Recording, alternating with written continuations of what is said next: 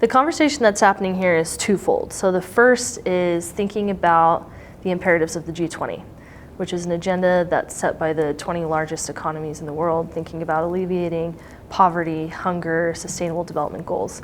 But we're bringing a very specific interfaith lens to those goals. And that matters because over 80% of the world identifies with a religious group.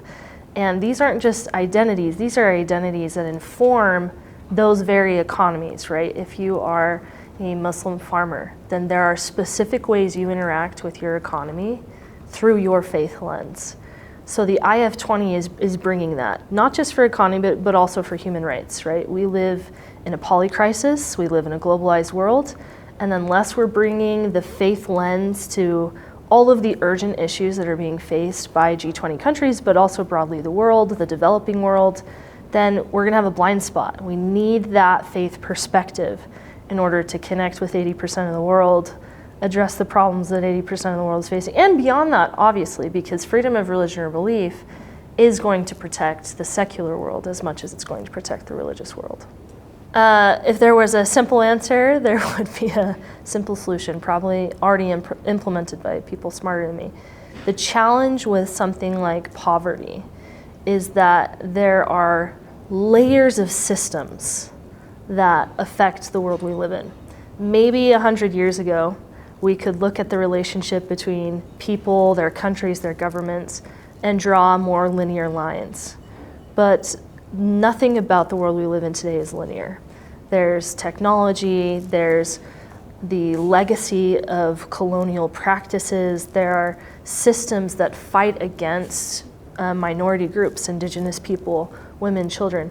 And these layers of systems make it really complex, not impossible, but complex to address global crises like poverty.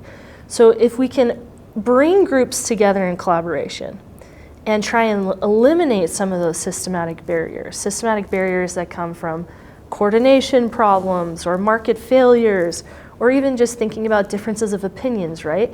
Different countries think that poverty should be solved in different ways.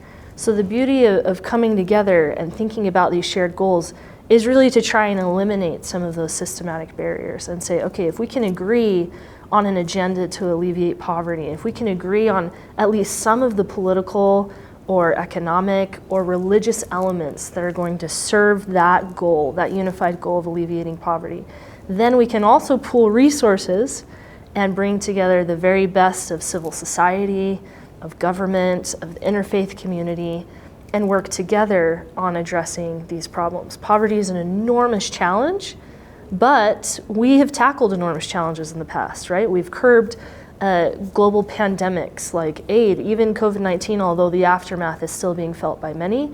There was global coordination strategies led by interfaith leaders, I might add. And so we do have a playbook for what this could look like, but it requires a lot of perseverance. It requires a lot of trust between these groups so we can share our best practices. And most of all, it requires an action-oriented agenda. Because of course, we can come together, we can talk about the issues, we can celebrate what we're doing as organizations. That's a missed opportunity if that conversation isn't translated into work on the ground. So the partnerships that are made at IF20, in my opinion, are more important than the panels. It should be the place where action is conceived and then implemented by the incredible organizations that have both sponsored IF20, organized it, and all the people who have given time and resources to be here. The playbook is working, but it's siloed. It's a siloed playbook. Unfortunately, everyone has an urgent issue that they're trying to tackle. Even within the human rights space, everyone has their equivalent IF20 meetings where they say, this is the most important human right. This is the most urgent cause. No doubt there's data to support that. We are inundated with data though, and so we're gonna have to think differently about how to bring playbooks together. If we each tackle our own individual issues in silos, without interdisciplinary partnerships, without interfaith partnerships, then we will plateau. We're competing, essentially. Maybe for scarce funding or time or resources, but honestly, we're competing against the clock. Authoritarians are doing well to consolidate their efforts and unify their goals. And democratic-minded nations need to do the same. We need to unify our efforts and consolidate our goals so that instead of taking a large breadth approach where we take on every crisis at the same time, we can really narrow in on specific targets, deliver on those targets, and then expand our resources and our goals. So what would this actually look like? I think public health has a lot of interesting insights for the world, not because they've done it perfectly, but just think about the efforts, the global efforts to vaccinate the world.